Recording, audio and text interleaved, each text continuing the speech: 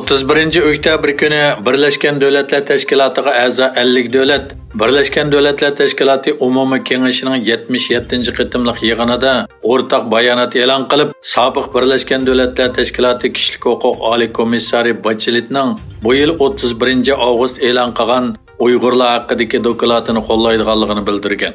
Bayonotda mundaq deyilgan: Biz Xitoy hukumatini xalqaro kishilik huquqni qo'g'dash mas'uliyatiga amal qilishga, shundaqla Birleşken Devletler Teşkilatı Kishilik huquq oliy komissariyati ishxonasining dokladidagi tavsiyalarni to'liq ijro qilishga chaqiramiz.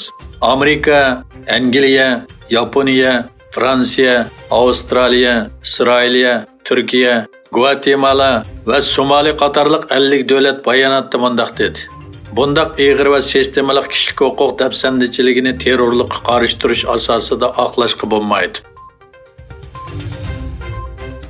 Xitoy Sharq Turkiston xalqini atalmış ayırıp közetish markazlariga so'lgandan sirt qozoq chorvachilarning mollarini o'tchib bo'lmagan bir jilg'iga yig'ib olgan bo'lib, 31 oktyabr Sharq Turkistondan tarqalgan bir qancha senda oshkorlanishicha, Xitoy rejimining chorva mollarini yig'ib olish qilmishiga norozi bo'lgan bir qozoq kishi Xitoy xodimlari tomonidan qattiq urilgan.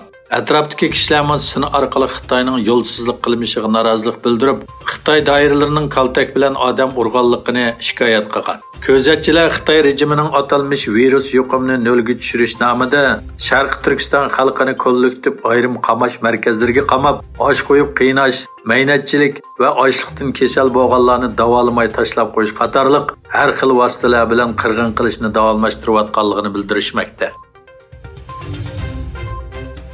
Xitoy Tashqi ishlar ministerligi Amerikaning Avstraliyaning shimolida yadro iqtidoriga ega B-52 bombardimonchi aeroplan o'rinlashtirish planiga norozilik bildirdi.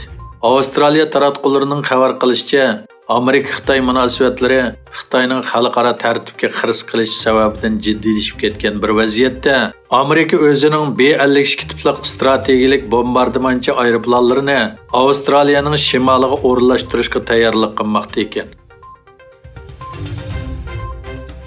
Gerçi aqli iqtidorli telefon bozori yer shari iqtisodining nacharlash vaziyatiga asosan taqobil tura olgan bo'lsa-mu, ammo Yanfonning Xitoydagi haftalik sotilishining tez tuvallishi olmi shirkati uchun texnik cho'ng raqobatlarni ko'rsatib berishi mumkin ekan. Ma'lum bo'lishicha, Xitoyda iPhonening haftalik sotish miqdori 27% tuvallagan. Şunun bilan birga Xitoy virusga qarshi tadbirlar sababli olmi shirkatining Xitoydagi ishlab chiqarish miqdori 30% tuvallagan.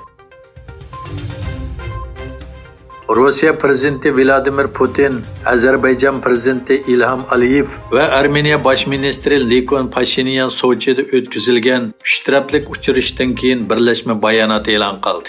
Ozarbayjon va Armeniya qurol ishlatishdan saqlanishga, egilik huquqini e'tirof qilish, zamin butunligi va chegaraning daxl tarzga uchirmasligini asos qilib, masalalarni hal qilishga qo'shildi. Gollandiya davlat temir yo'li shirkatda davomlashayotgan xodim kamchiligi bo'lish sababidan poyezd qatnashining azayganligini e'lon qildi. Shirkat tarafidan e'lon qilingan yozma bayonotda 11-oyning 7-kunidan boshlab poyezd mulozimatini planlashda o'zgarish bo'ladiganligi o'tirg'i qo'yildi.